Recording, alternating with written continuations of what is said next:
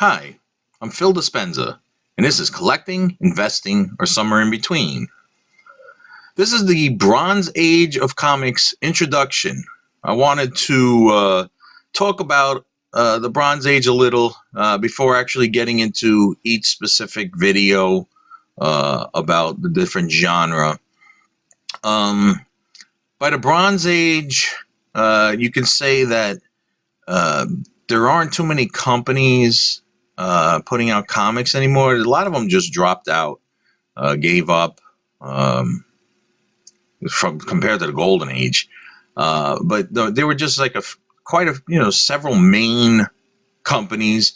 DC was still going, of course, and Marvel, of course. Charlton was rather big. They put out a lot of titles during the 70s. And again, I mentioned this in the other videos, so I'm going to mention it here. I'm considering the Bronze Age from 1970 to 1979 because I want to give the 80s its own video series.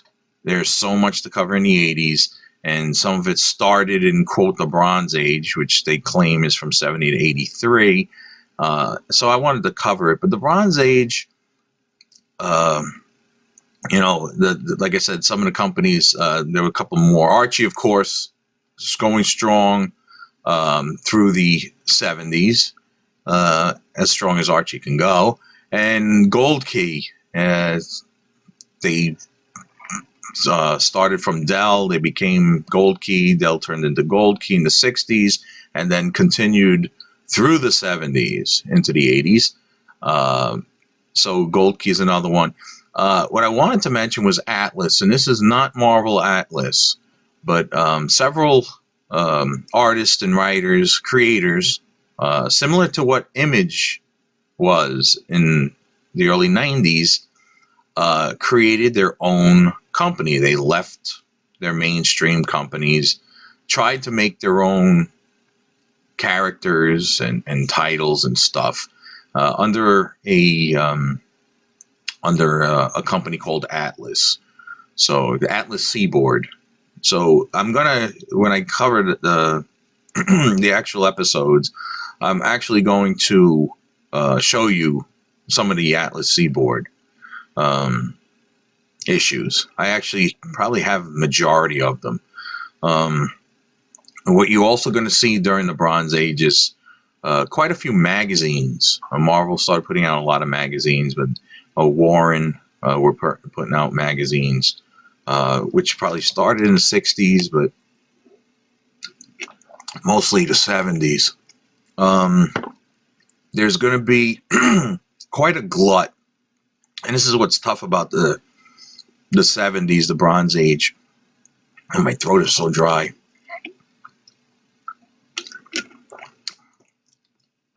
People started saving books in the 60s, but the 70s is where you saw a lot of people really saving books.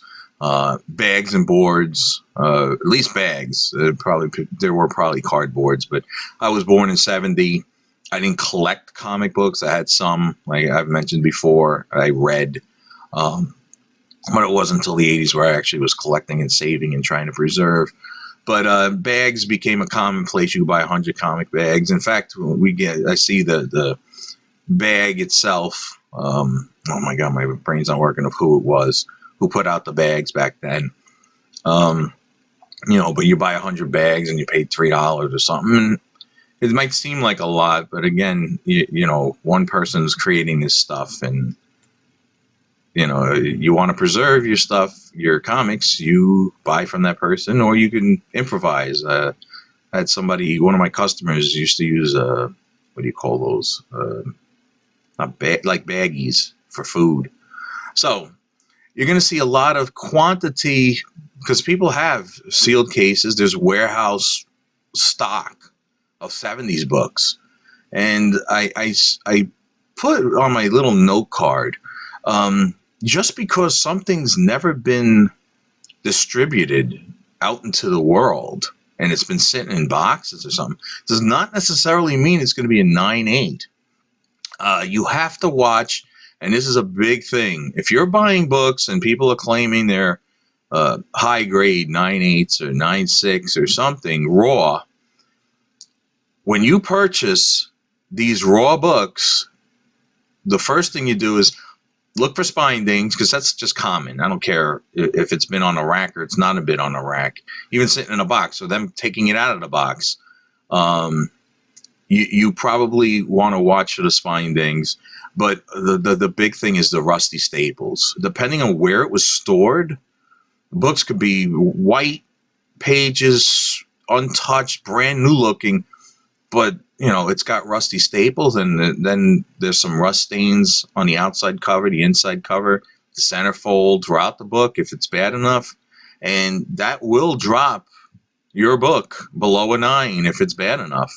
So watch the staples for rust. Warehouse copies are out there.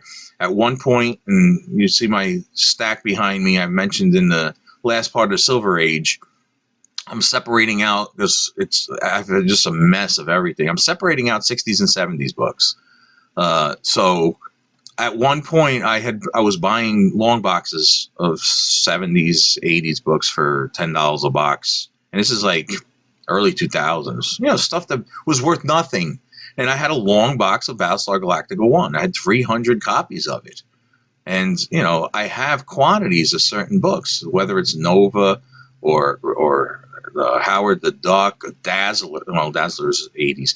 But, Shogun Warriors. I have quantities of some of these. And I sold all those Battlestar Galacticas for 50 cents. I didn't care. Just wanted to get rid of them. Which, again, it's like $150 for 300 copies. So it was worth it for me if I paid $10 for the box. And I kept some. I mean, I even have some copies still sitting there. So what you're going to notice is popularity, and we'll get into each specific genre and specific issues that you probably want to invest in. Just because something is, there's tons, tens of thousands, hundreds of thousands of copies still out there, sometimes it's still not stopping these price spikes on certain issues. So, you have to be wary. Again, if it's 9/8, look at census, look at GPA, I think I mentioned. See how many copies are out there. Because if there's 1,000 9/8s out there, it's not a rare book. So do you really want to invest? One, invest in it, and two, pay a lot of money for it. So even because there could be still another 1,000 or 2,000 or 5,000 copies that are in 9/8 out there that haven't been graded. So you have to watch, because there's a lot of warehouse sealed cases, things like that. What else did I write? Oh, titles. I mean, not titles. Genre. I got to see this. What's popular? And I'll get into it when I get into specifics. But superheroes are huge in the 70s. I mean, there's lots and lots and lots of superhero titles. You're going to see a lot of new titles come out, and that's another thing I wrote. There's a lot of new titles, whether it's DC, whether it's Marvel. That's just started dominating the market. But you'll see a lot of new titles for cartoons and things, like I mentioned in the Silver Age, the Hanna-Barbera and stuff. So we're going to cover all that. What's dying, and when I say dying, is the titles, and I mentioned this last video in the Part 3 Silver Age, romance, westerns, and what I mean is dying is that there's still titles out there, but the amount of titles are starting to drop. They're canceling series and things.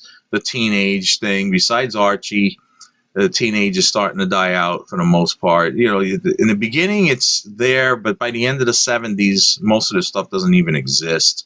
What else is here? Direct market. The direct market begins pretty much late 70s. Comic stores start popping up, and they made the decision where there's going to be a direct market where comic shops are going to get their comics unreturnable. And if you know anything about the newsstands, you would make very little. I think it was like 15% on a comic. So if your comic book was 20 cents, you would make 3 cents on the profit if you owned a store.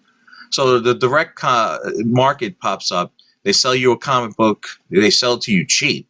Maybe you're paying 50% or 60% or 40%. I don't know exactly what percentages were back then, but say half. You paid half, but you kept the book.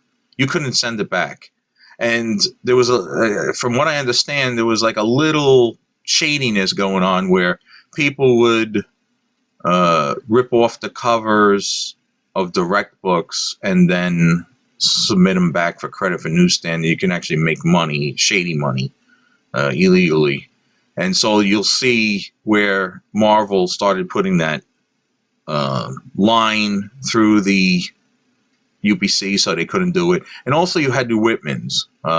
They call them Whitmans, the pre-packs and stuff. But again, they're direct copies where they're blank UPCs. And there's some UPC blanks that are reprints. You have to watch, especially with the Star Wars. We'll get into that too.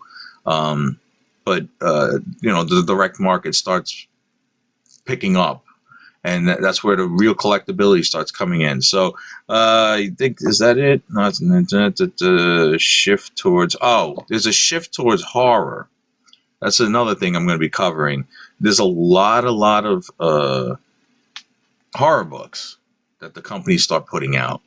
And some of it were reprints. Marvel put out a lot of their reprints of early issues where they considered supernatural horror, monsters and stuff. They started reprinting some of their early tales, I guess, make some money and stuff. But you're going to see a lot of horror and supernatural books, new titles and stuff pop up. So I think that might be it. You think that covers everything? Yep. So we'll see you in our first episode. Not too sure what genre I'm going to cover, but this is going to take a while. I'm going to make quite a few Bronze Age, I believe. So see you next time. Like, share, subscribe, and as I always say, tell your friends and family, word of mouth, and we'll see you.